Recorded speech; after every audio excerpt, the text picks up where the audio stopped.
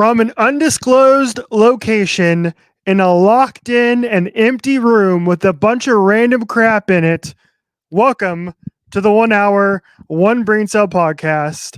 Everybody.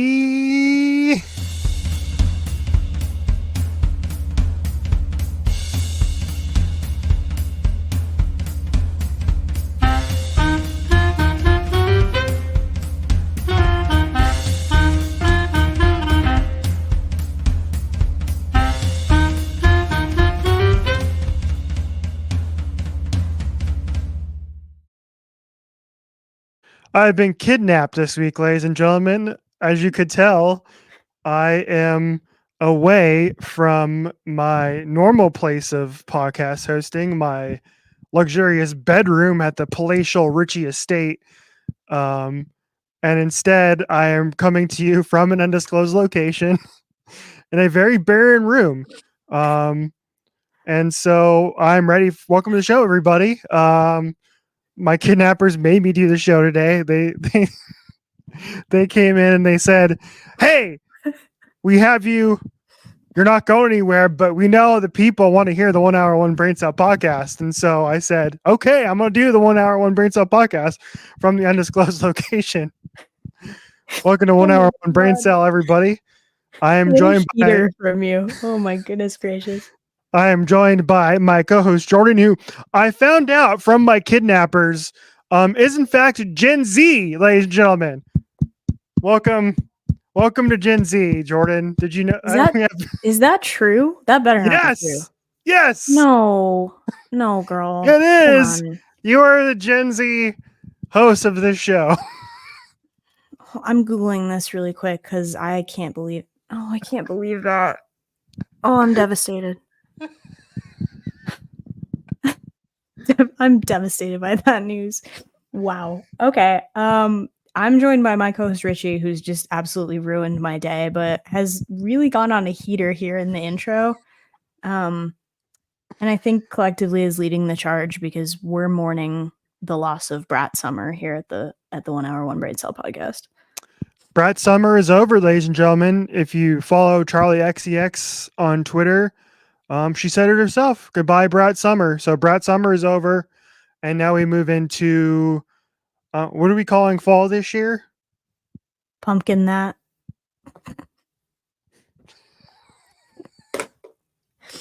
Yes.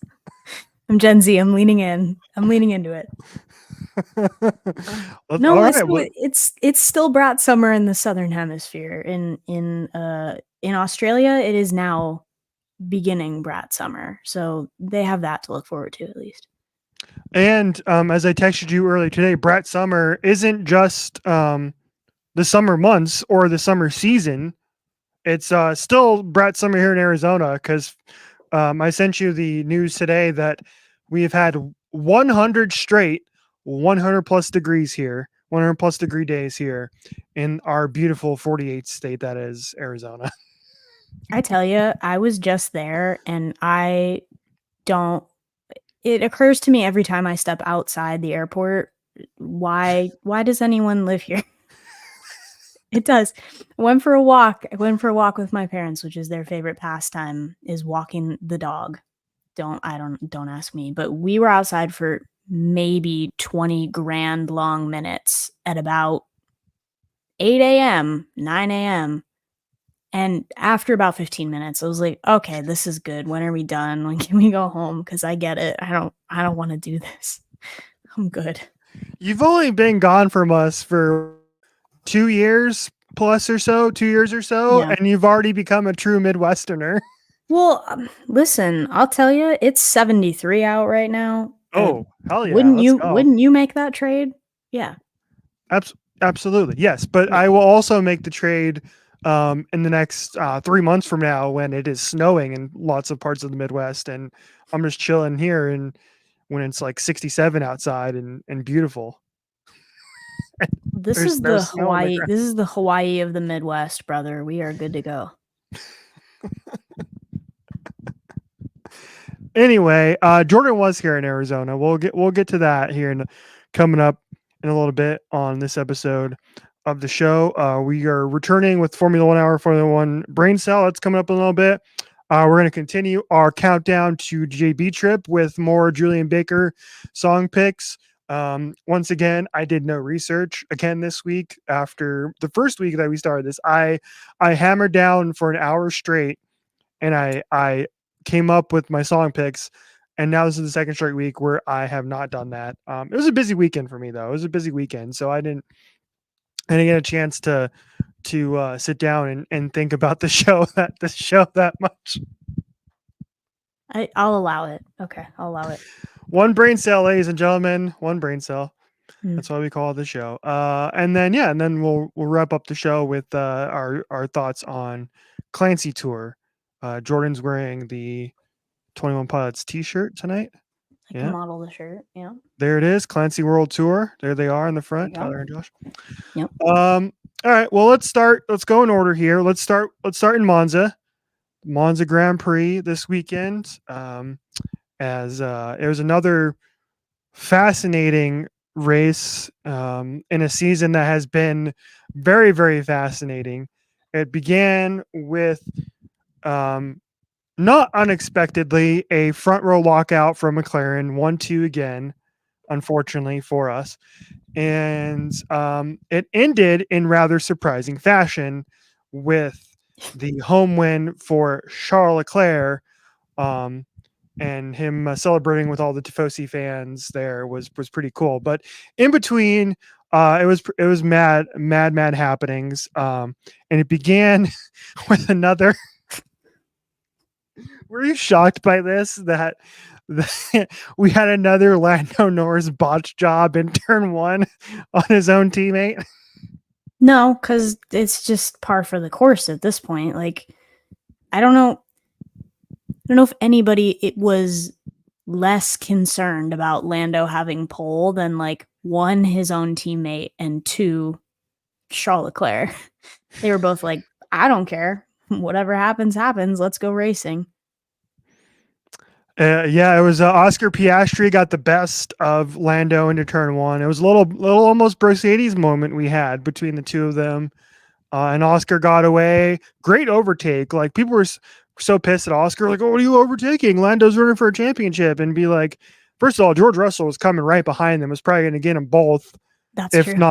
If not for Oscar making that move past his teammate, but they were side by side and almost made contact, and a great overtake by Oscar to get the lead. And then from there was some solid amounts of overtaking through the back half of the field. There were a lot of some early contact. There were some penalties handed down throughout the race.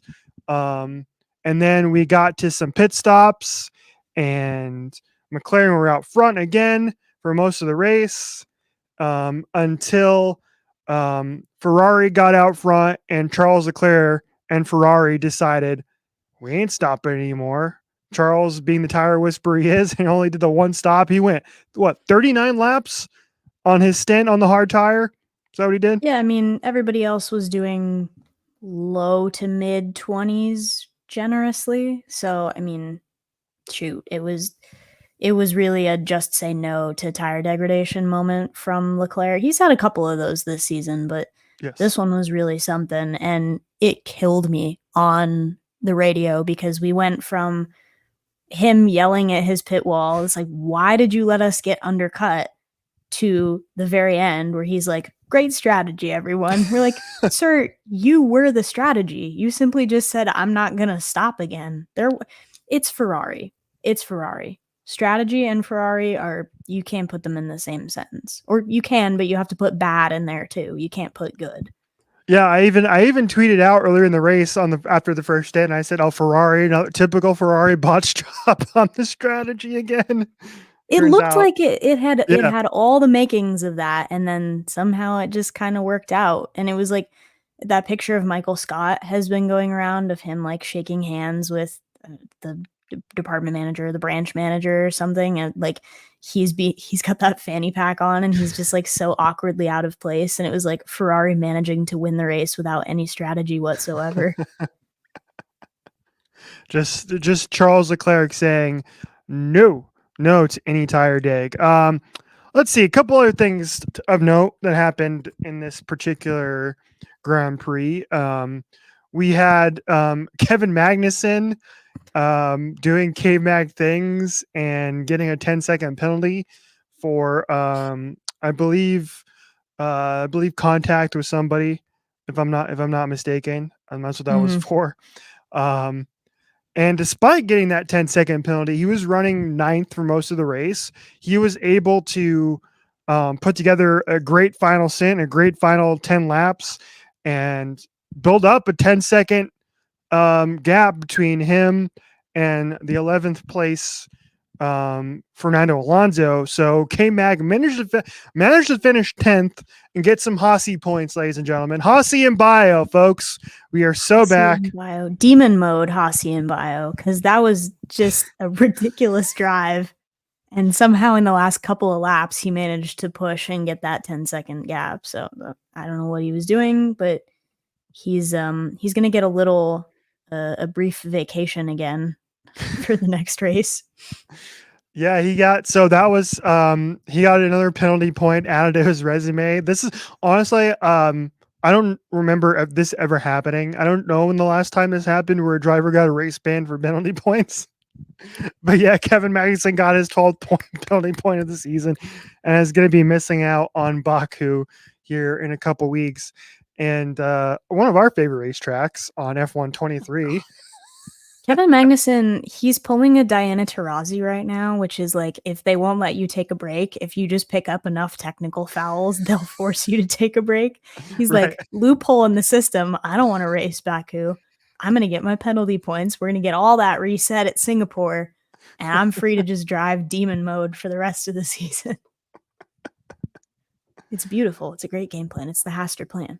The Haster plan at work. I think they haven't announced who's going to take the seat at Baku. However, I'd imagine it's going to be Ollie Behrman that gets that drive, right? That's my guess. I don't see it going a different way. It'll be Mevin Cagnuson, and he'll show up with like a wig and sunglasses on. Like, I am new driver for Haas, Mevin Cagnuson. Like, we've never seen this guy before. Put him in. Like, do you remember when Bobby Valentine did that years and years ago for the New York Mets, and he got tossed out of a game? Crazy. He just showed up in the dugout wearing sunglasses and a mustache. Like, nobody would notice. More people should try that. More people should try that. It's because sometimes it'll work. We should do that on the podcast one week coming up for a Halloween episode and just host the show as our alter egos. So I host as you and you host as me. All right. Well, yeah, that would work. That could kind of work. I guess that could work. I know what I would be talking about for an hour. I can't do a good you impression, so I don't think you could probably do me, but I would just have to talk about Christopher Nolan for an hour, and then it would be really believable. Yes. And the Rams. We would just mention Puka Nakua and Cooper Kupp, and then talk about practical effects, and then give a really bad Letterboxd rating, and it would be in the bag. Nailed it. Nailed it. Oh, so stay tuned for our Halloween episode, folks. When we do that. Franco Colapinto, he made his F1 debut. This like flew under the radar a little bit, which is his F1 debut in the Williams, which is a crap box. And of course, unfortunately, after our buddy and American Raw driver Logan Sargent got kicked out of that ride, Franco Colapinto took over for him, and he finished 12th, which was pretty damn impressive, and it really flew under the radar in that race. So good job to the Argentinian rookie.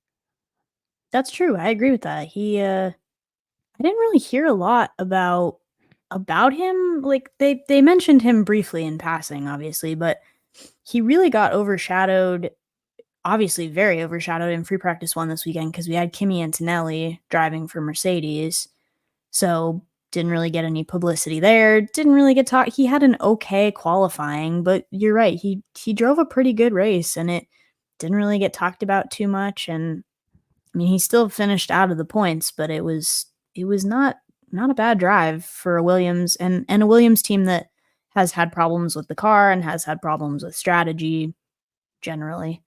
Alex Albon qualified well, didn't he? I think he was maybe eighth or ninth or something, if I'm not mistaken. Yeah, I don't have his qualifying up here, but he did finish ninth. Okay. He did. Yeah, I He mean did finish. the Williams had some pace in qualifying. There were some teams that were up there for a minute in quali that aren't usually up there, and I think that just has to do with Monza. It's a flat out racetrack.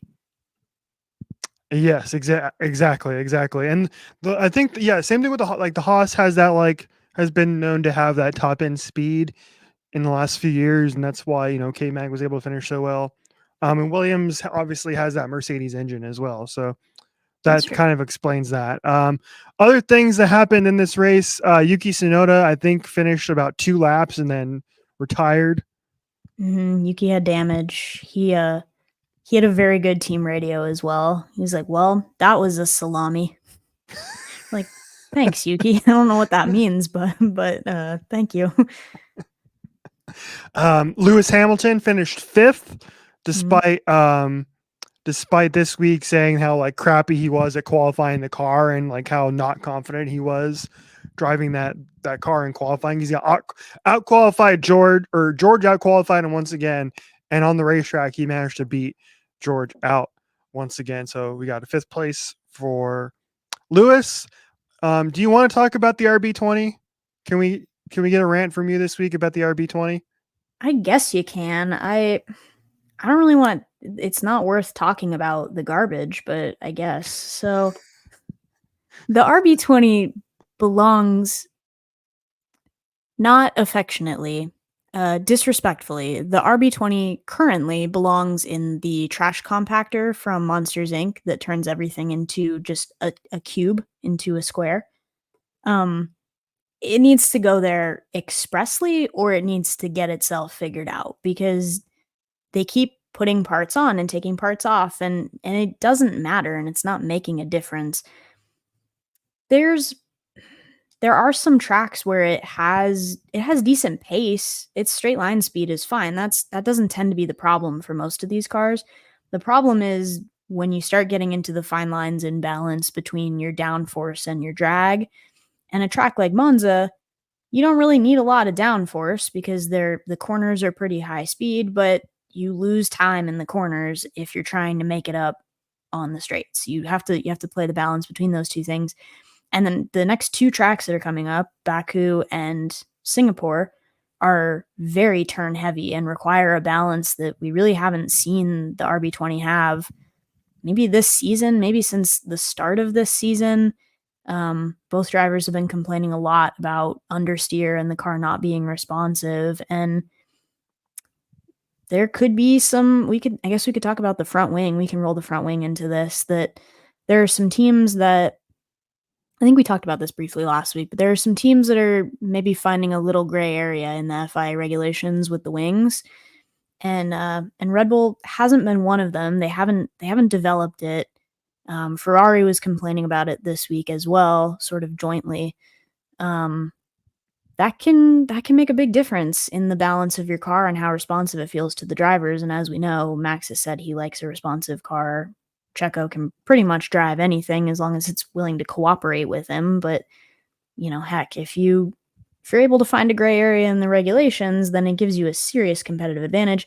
And we're talking about all of this as well in essentially the back half of the year just before the major regulations change with the engines in 2026.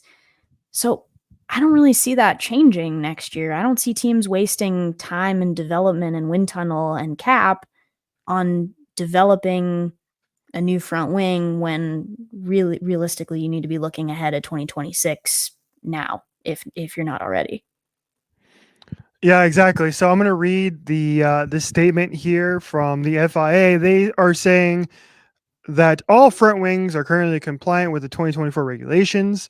The FIA has acquired additional data during FP1 and FP2 sessions to assess dynamic behaviors through the FIA mandated video camera, which captures areas of the front wing that are not visible through the official cameras. The exercise will continue to ensure they'll have been running. Jesus, I can't read apparently. The situation. They got you when you got kidnapped, huh?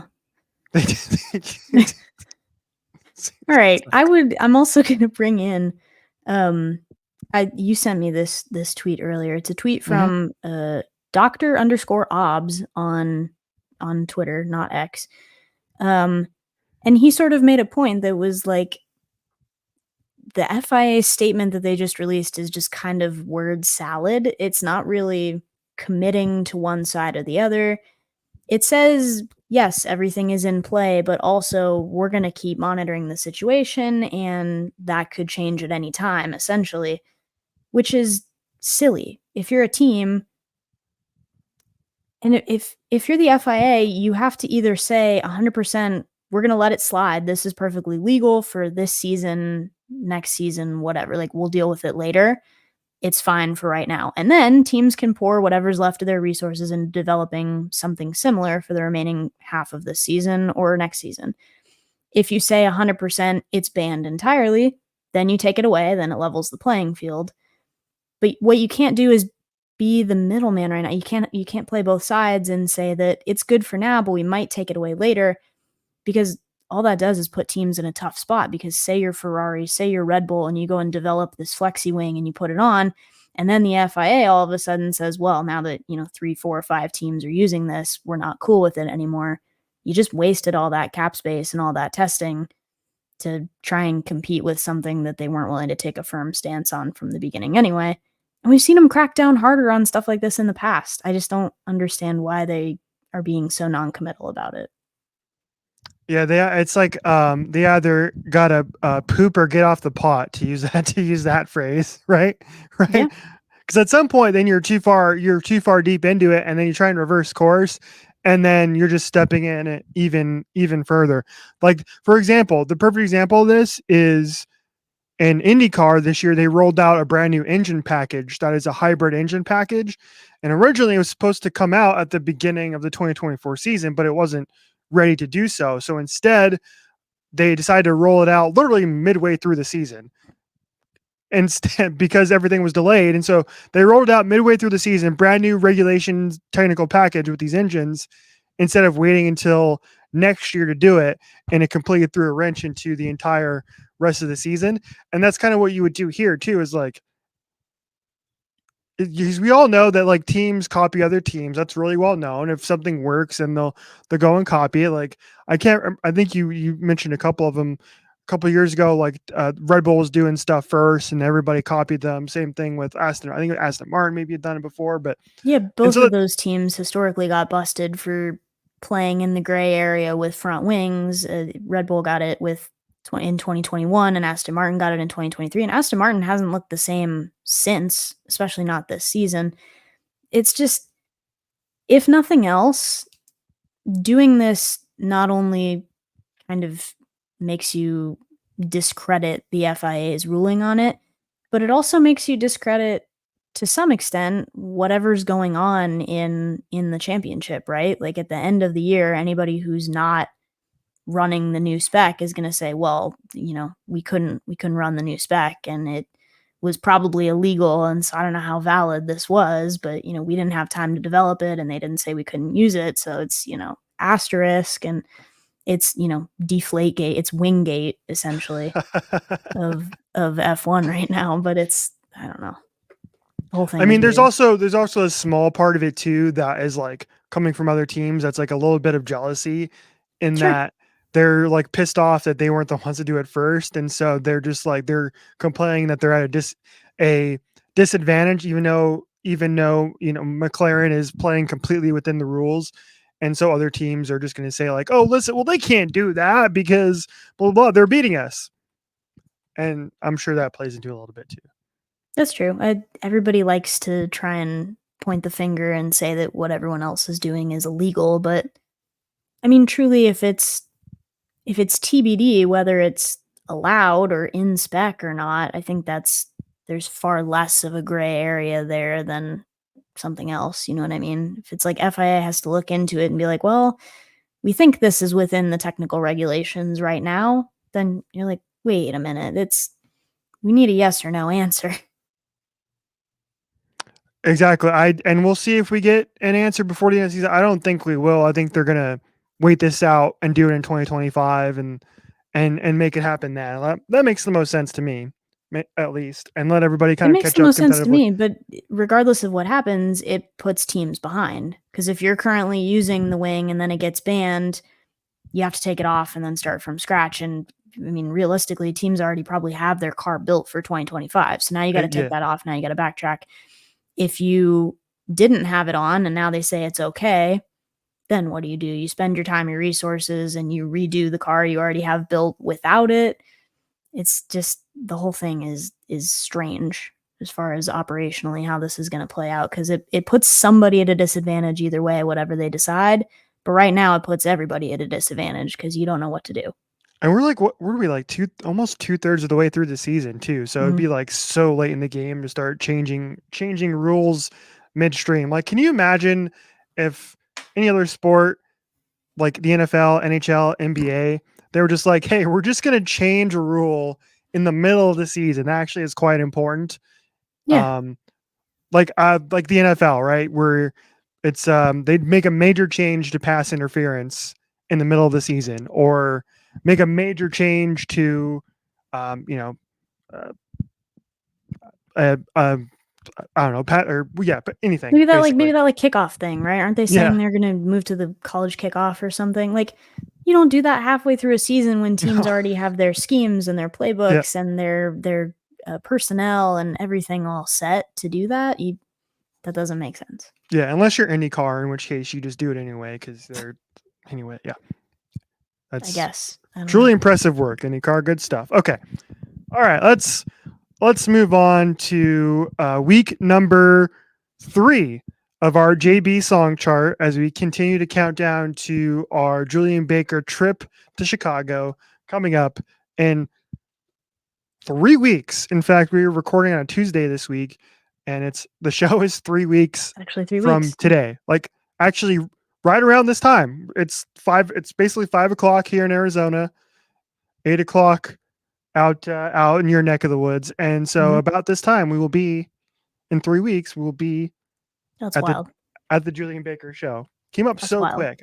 I felt like so long ago when we bought these tickets. We were different people when we bought these tickets.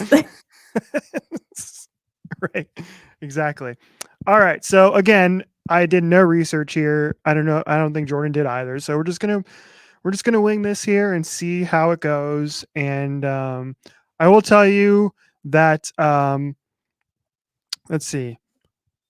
Oh, we can save those for next week because we got time. So we're gonna do 4 here. We're gonna do the third row this week. So here's what we got. We got best song, best diss track, best music video, and best collaborator. Those are our picks this week. All right. Those are interesting choices. The best diss track one is my favorite one of the bunch. Yeah, I'm like, what are we supposed to say? Not like us? Like, just... what do you got? All right.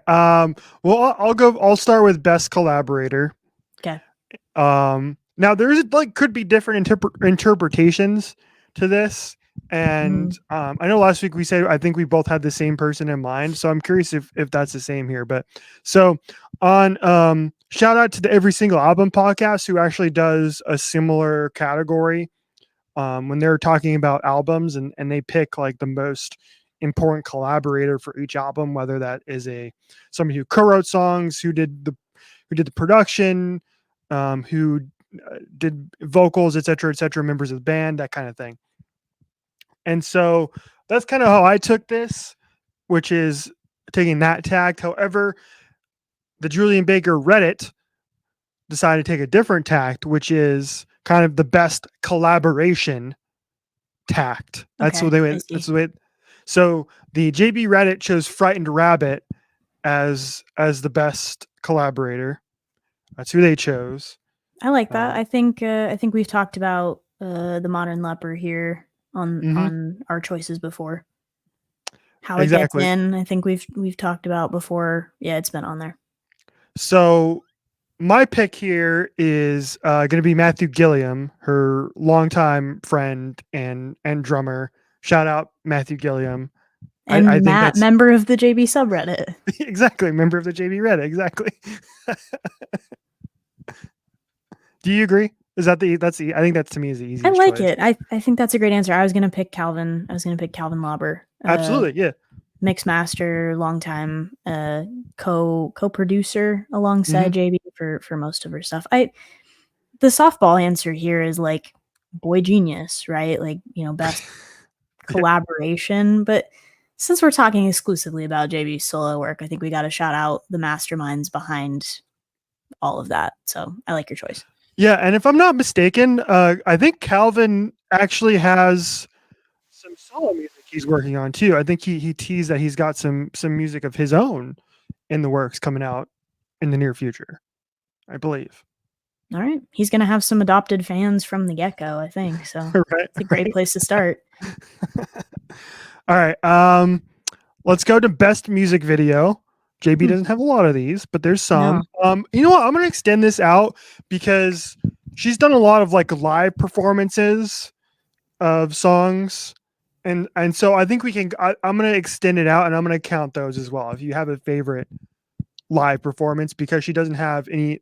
She only has, at least as far as my count here, basically like two official, official, official music videos. But I could be wrong.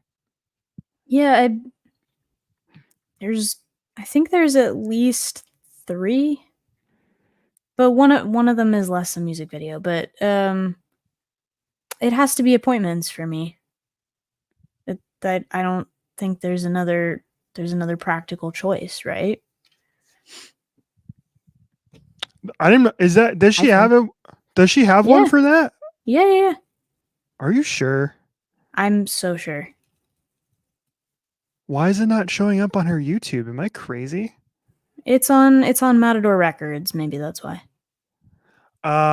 There's your problem. Yeah, There. I just had to find it, but I was like, I know it exists. I know I've seen it. It's burned in my brain. It's there, but yeah, it's on the Matador Records YouTube, but it's out there if you search it. It's just like Julien Baker Appointments official video. I'm gonna go. Actually, I don't know if I've actually seen that. I'm sure I have at some point, like in the past, but I have just forgotten that existed. Um, so the JB Reddit for what it's worth, they chose Hardline, which is cool Okay. because yeah, Hardline is like mostly like stop motion animation and animated and whatnot. And really cool music video. The art of the music video has kind of been lost, to be honest. I miss back in the day, like 25 years ago, when, when like music videos were actually cool and were important. Well, yeah, And because you had MTV and they were just constantly airing a loop of music videos, and that was how you saw and you found songs. exactly, Total Yeah. Request Live. Shout out TRL. My Hmm. sister and I love that show. We used to watch it all the time. There you go. Yeah, I mean, just like you said, the art of the music video. There were some really cool, crazy, wacky ideas that happen in music videos. Like one of the ones that always stands out for me is like The Scientist by Coldplay, where like Chris Martin taught himself how to sing the whole song backwards. Hmm. So that Right. when they filmed him and they put the whole video in reverse at the end, it would look like he was singing in the proper order in forwards. What's the opposite of reverse? Forward. It was like forward speed. That's stupid. One brain cell. One brain cell. Mm. Yeah, they okay go, obviously. OK Go always has good ones. They come up Yes. with these big like Rube Goldberg machines for all their videos that are cool. like Here It Goes Again, still one of the greatest music videos of all time with the Yeah. treadmill routine. So simple, but so dope and so cool. Anyway, Right. back on track to the JB music videos. Yeah. I'm gonna go in a different direction because um JB actually shows up in this music video, but I'm gonna go with Faith Healer. I like it. That's a strong choice. I like It's a the little bit more, visuals from that. yeah, it's a little bit more like cinematic, Mm, and it's so simple, and yeah, so I'll go with Faith Healer I like it. over Hardline for me. Yeah. I can't complain about that. All right, let's see. We got best diss track and best song left. I don't even know where to start on best diss track. I feel like I Julian. don't know where to start on best song. I think I maybe know where to start on best diss track, but like I think we're probably gonna have to go the same way with best diss track. Is like has to be more of a self diss track, right? Because there's not that many songs written about Yeah, other people that are needing to be dissed. I agree. It's kind of the same. I was thinking about that too. I was like, JB doesn't really.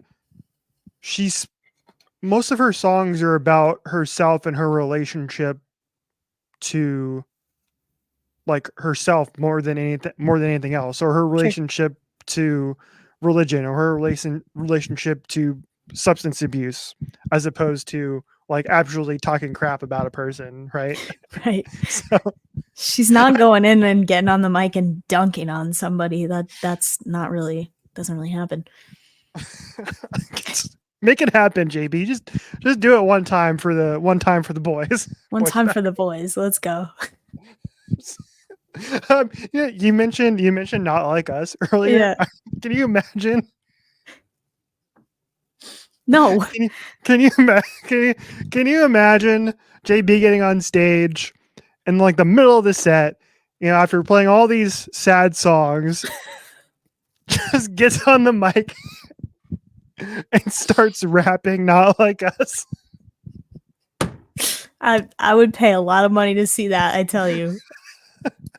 Just take my wallet with you when you leave. Dude, the crowd would lose it. The crowd They would would. lose No, it. they would. Yeah. Like, Yep.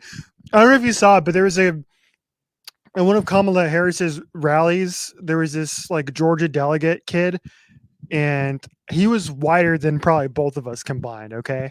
That's a And miracle. this kid is just losing it, going ham to Not Like Us. I'm like, you go, kid. That would be the crowd at the JB show if she busted out Not Like Us as a cover song. Well, I mean, at least we know JB would be on K Dot's side in the argument here. I think Yeah. we know that firmly. Yes. Yeah. All right. Well, that did not answer the best diss track, but that's okay. Not at all. I mean, I guess we could pick one, right? What did the Reddit pick? The JB Reddit picked Even.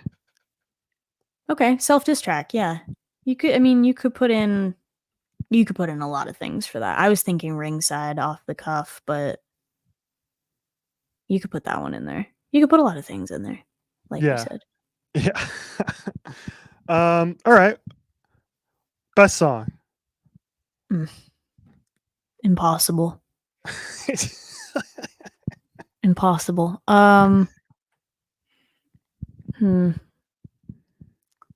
Can I initially what first jumped on my mind was Go Home. And it's not necessarily like, again, I talk about songs that I would feel comfortable playing around other people that would not express a concern for my health and well-being in the car if they were to hear this. That is not among them. But I think it's a really powerful and poignant way of saying something that is hard to talk about and hard to discuss. And there's a lot of layers to it. But it's also really simple because you just get it. If you've ever been through it or know somebody that's been through it, you get it. And it doesn't have to be spoon-fed to you. It's there and you know that you're going to understand it. So, I don't know. Maybe there. And it's early work too, so it's been expanded upon and had a sort of spiritual successor in Claws on Your Back. It's gone through the whole cycle artistically. So I'm gonna go with I don't think this would shock you much, but I I think Turn Out the Lights is probably still my favorite album Mm-hmm. from JB. It was because Turn Out the Lights and Little Oblivions are like so different from each other in a way where in terms of the production, I think really right where and we'll Mm-hmm. talk about this more I think next week when we get to best album I believe. But like Turn Out the Lights is it's got her songwriting is on point as always, but it takes her stripped back kind of acoustic um sensibilities from Sprained Ankle and it adds more higher value production to Turn Out the Lights. And so I think that's why I like that album so much. And so and the thing that I immediately came to mind for me here is her NPR Tiny Desk performance Appointments. Mm-hmm. So I think I might go Appointments for this one. Yeah. That's a great choice. Yeah, that would be one of the songs that, like, if I were telling somebody to listen to JB for the first time, I think Appointments might be that choice. Like, if you want to get a vibe for what JB's all about, I think Appointments might be that song. I like that. I think that's a good choice and a great explanation of it. There's also a version of that. I don't know if you've heard it, probably, because you're as far down this rabbit hole as I am, if not further. But there's a version of it that was with the National at Eau Claire's. It's some years ago, but she does Fake Empire into Appointments or Appointments into Fake Empire, the other way around. But it shows a little bit of musical mastermind there that we obviously know that she has, but being able to take those two things and blend them so seamlessly and to sort of give flowers to the artists that you're with in the National, which is a band that I think a lot of artists in that circle admire and like to work with. That's a cool way to do that too, and a good song to do that with because it showcases maybe some of the best of your artistry and some of the best of their artistry together. That's a good performance if you haven't seen it. Mm-hmm. I have. JB Reddit chose Sour Breath. I also like that one lyrically. That one's a little bit of a hard hitter lyrically, but it's a good choice. Like you said, I think you could go almost anything off of. Yeah, that's the thing. Like it's almost anything off of any album because it's so subjective because it's what you relate to best and what stuck with you first and et cetera, et cetera. But exactly. I mean, that's like her discography is so good. It's like we are truly blessed to be living in the time of Julien Baker. I mean, that's so true. I think that really is so true. And the fact that we are getting to experience that live here in a few weeks in at such a small venue is like so damn cool. Like we are so dang lucky. Like so lucky. We were different people when we bought these tickets, but we're very much going to be different people when we come out after that concert. I guarantee you. Absolutely. Yeah, absolutely. We're both of us are going to be absolute messes after that show, I'm sure. That's true. I already told Richie there's a couple songs that if he's going to have to carry me out if that happens cuz I won't be ready to handle it. I'm just picturing me having to give you a piggyback ride. Yeah, that's the only way that's happened, and that's the only way we're both making it out of there alive. I'm not giving you a piggyback ride, so your legs would touch the ground if I tried to give you a piggyback ride. Like logistically, that's 100% true. Logistically, that would not be possible. That'd be bad. I promise I don't actually weigh that much. I don't. I'm still skinny at heart. So skinny legend. All right, let's wrap up the show with more music, ladies and gentlemen. We didn't even have that much to talk about in the show once again, and here we are, yap scarring for 45 minutes. We're good at taking 20-minute chunks out of it. We're real good at hyper focusing on a topic for 20 minutes and then changing. Yes, exactly. My kidnappers are very happy about that. They are. They said, wrap it up. We got to go. All right, let's wrap it up with the reason why Jordan was out here in Arizona this past weekend to go see 21 Pilots. There's a picture out on our Twitter page. I was going to bring it up here on the show, but I don't have it ready. So y'all could see it. Anyway, yeah, there's a picture out. Jordan and I actually saw each other in person. Proof that we are indeed in real life friends and not just, we just don't do these FaceTime calls for an hour every week. That's true. I was like, who is this man? I did. So my parents also thought it was fun to see you in person and not just hear your voice, which I think they physically said something of the sort, but that was a fun experience to get everybody in the same room at the same time. Cause that hasn't happened since, like, I saw you for AJR, but it hasn't been the whole gang since Half Alive last April. Yes. Yeah. Mm-hmm. Yeah. What'd you think? What'd you think of the show? I know you were texting me during the show, and I was like, "Put your phone down, Richard." Silence, Richard. I didn't do it that often. Okay, No, I only sent you like one text. I think maybe no two. Sorry, you did, two. and it was like Josh Goals in all caps, and then it was I don't know. You probably also sent me something about Oldies Station because I know you threatened to walk out if they didn't play Oldies. No, the other one I sent you was because they played Navigating, so I think it was just Navigating in all caps. Oh, yeah. It was probably that one because I threatened to walk out if they didn't play Navigating. So we had our terms drawn. We had our battle lines drawn early. So a couple things. Number one, it rained while we were in line. Mm-hmm. Cannot tell you how much I hated that. So much so that like I was texting you before. I was, oh, okay, cool. I'm finishing up grabbing dinner right down the street. Walked over, got in line. I was like, all right, cool. Doors are about to open, so we're good to go. And then it started raining, and I just ran down the street to the nearest bar I could find. And I sat at the bar by myself and was like, espresso martini, please, to wait out the rain. We espresso. Yeah, he did. He texted me. He's like, I'm running for cover. It's like, you brought the stupid rain with you. Like, I'm sorry, dude. It's not my fault. It's been sunny here in the Midwest, so who knows? Did your parents wash their car, or did you bring the No, my mom had to wash it. Her brand new car, she had to wash it because it got rained on. My dad washed it in the driveway while I was asleep the next day, so good on him. But yeah, it was something. It was really something. Anyway, I was also glad I did not have this was my third time seeing them live, and this is the first time that I was not in the pit for a show.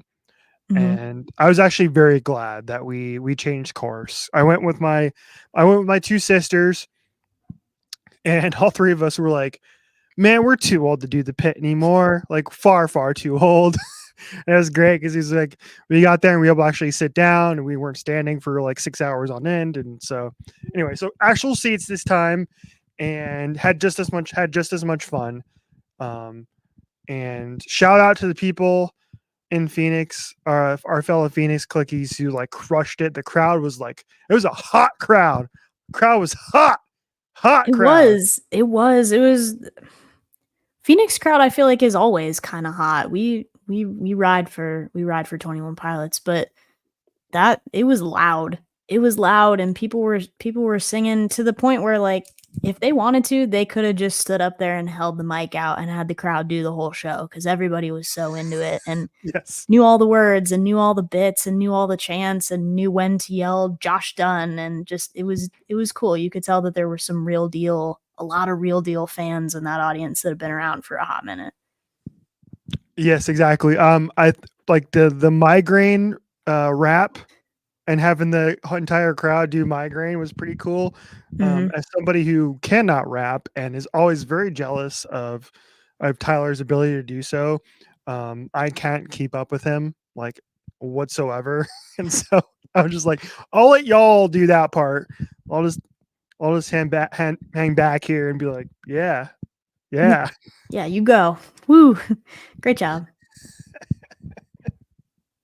I did. But they My parents had fun. They had a really good time, and my dad was keeping up, man. It's no joke. He knows the words. He knows like all the words. He's a real deal fan.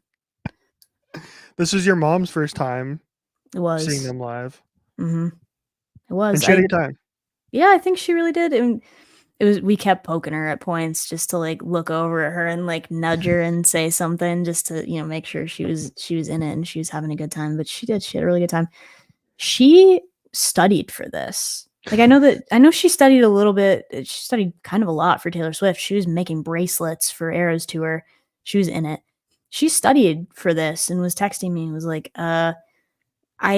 she's like, where can I find the set list? Like, do I have to make it myself? And I was like, no, somebody's definitely done this on Spotify. You just have to find the playlist.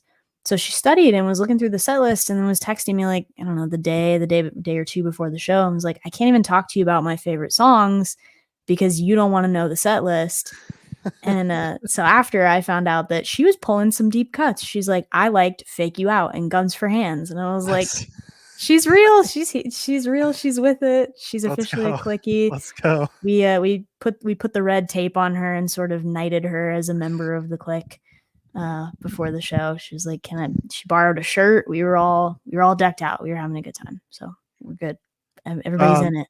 Yeah, and the set list was terrific. And we were joking several months ago how the reason why the tickets were the reasons why the tickets were so expensive. Number one, it was so they could pay for the Paladin Street music video. Yes. And number two, we were hoping that the show was gonna be like a 21 Pilots Eras tour. And Tyler even like he tweeted that out. He was like, "It's no, it's more of a like a where we've been to remember why we fight type show." That's exactly what it was because they played songs from pretty much every era of 21 Pilots, and the show was 2 hours 20 minutes long.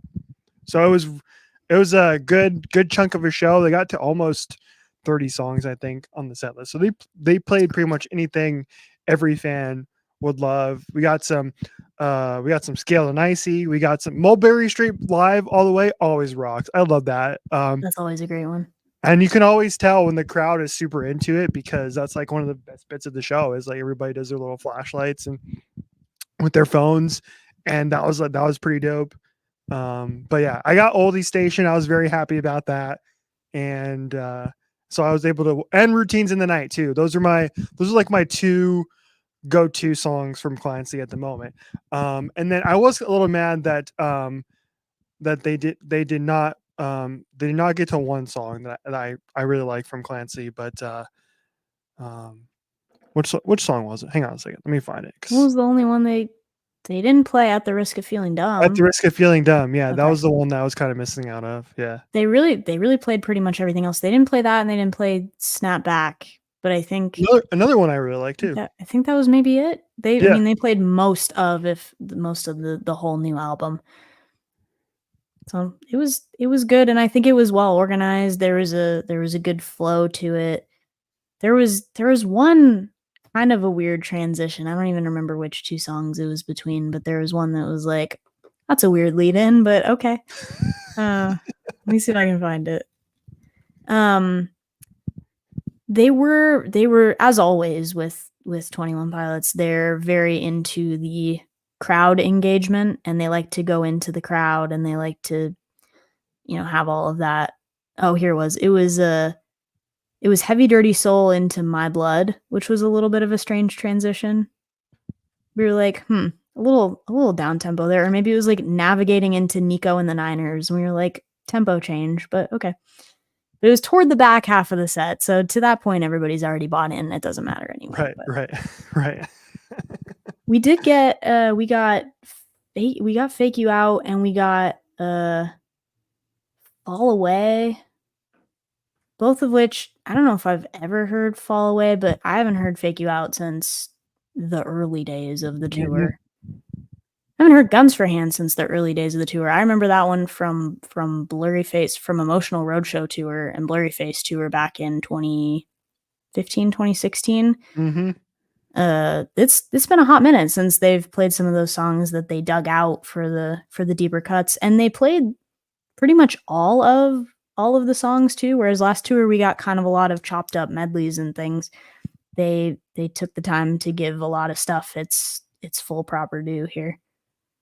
And then finally, shout out to the pit folks who actually got trees correct. They did. and did not make Phoenix look like a bunch of idiots and a mob racing towards the platforms they set up for trees. So that's what I was like. I did not want to tell you specifically that I was for trees, but that's what it was. I was telling you, it was like, dude, people are idiots, and they're like, I was like, oh, there's a part of the set where they set up the B stages and people are rushed the stages, and they didn't do that. They haven't done that actually. So Phoenix was the first to do it the best. I think the next night they played Las Vegas, and Las Vegas did it really well too. So they're finally learning. The Clickies are finally learning. I mean, maybe they can be taught, but it's dangerous. There are very few artists out there that go into the crowd as much as they do. Tyler will stand on the crowd. They put Josh on that drum island. They do a lot of the teleportation and the disappearing acts around the stadium and things like that, where he walked through the crowd for routines. Like there's a lot of crowd engagement and going down in there, and that's something that not every artist can pull off because the fans have to be respectful. And hopefully it stays that way. But I'm waiting for like one bad crowd to kind of ruin it temporarily for the rest of us, but we'll see. Yeah, hopefully not. And we didn't get Lavish 10 times as promised, so that was unfortunate. But that's so true. We did get Lavish Josh without shirt though. We got Lavish Josh no shirt, but we never did get Lavish Josh shirt. But they did Josh shirt back on, but they did play it as the outro when everybody was leaving the show, which is also funny. And they did introduce, I think it was The Craving, and Tyler got up there with his ukulele and said, "This one's called Lavish," and then played The Craving, and everyone's like, "You loser." And I did walk out of the show with a Eras Tour style Clancy friendship bracelet that said "Penny Loafer Squeak" because we were getting down to Lavish. So we're a big fan. I love that. It was so funny when they've been doing this all tour where they did like the walk down the aisle. Yeah. And then Josh took off his shirt and did like the bouquet toss with his city specific shirt, which is pretty cool. Mm-hmm. He had the Phoenix muscle tank on underneath. It was nicely done. It's a good touch. There was a bit where Josh's drum riser didn't come up for the B stage as well, so we had a little technical difficulty there. That was pretty funny. That was funny. He's like, "So I know I'm the lead singer, but this isn't supposed to happen. He's not supposed to be down there." So everybody take good care of him down there. All right, everybody, let's wrap this up before an hour, shall we? And get out of here. Okay. For Jordan, I have been Richie. Thank you so much for listening to this episode of the program. You can follow us at OHOBC Pod on Twitter, on Instagram, on TikTok.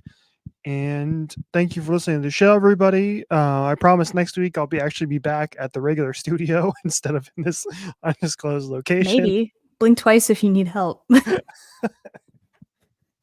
We'll be good. Now I have to drive home in a bunch of traffic, which I'm not looking forward to, but that'll be okay.